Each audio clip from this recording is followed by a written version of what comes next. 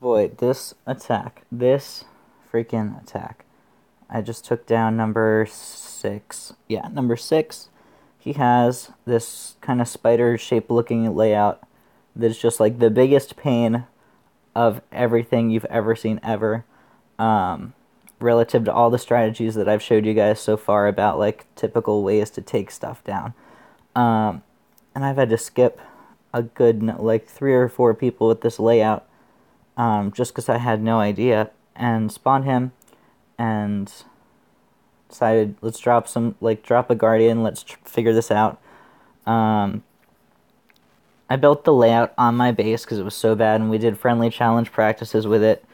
Finally got something. So I'll show you the takedown we have for him. This is with, it was like my 8th try, but this is with 4 offense with an extra troop health guardian down that is probably necessary for this approach. I'm hoping we can figure out a better way going forward, but until then, let's go. So immediately GBE the back right rocket. I'm walking up the right side, and with how spread out this one is, it won't be relevant, as relevant in the attack. Drop rifles first to eat those first couple boom cannon shots, and then shock the rocket and shock blaster. I'm going to throw a critter box up top to try to clear a couple mines and distract the shock launcher that could potentially ruin our lives. You're going to have to shock this rocket one more time. Once it becomes unshocked, a lot of my troops grouped off to the right rather than the left here, and it kind of was going back and forth when I was trying. I think this way lets me clear a bit more.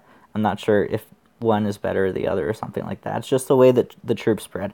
So, in practice, we were clearing the shock blaster and re-smoking.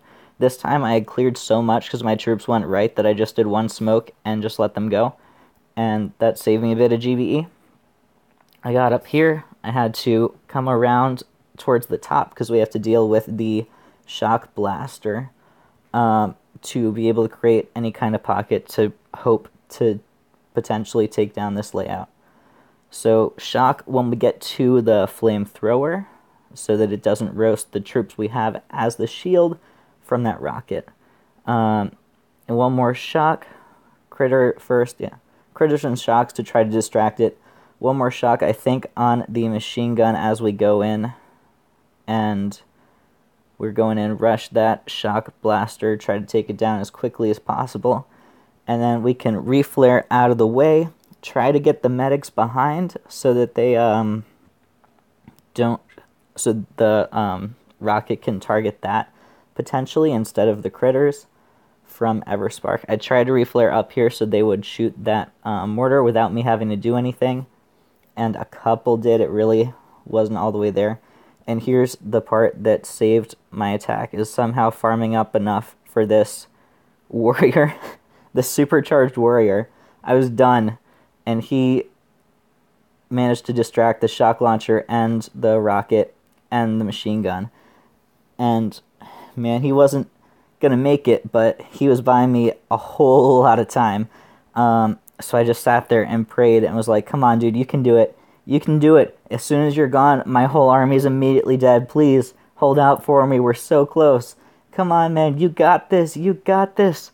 And we got right there. And he eventually went down, but we were so close that I was able to just smash one more shot at the HQ before the critters left, and we took it down. So that's how the supercharged warriors saved me an attack, and how this base is just so gross. But we'll figure it out. It'll get better. Until next time, my name's Ryan. This is the PSC Life. Rest in peace, Super Warriors. I'll see you next time. Happy booming.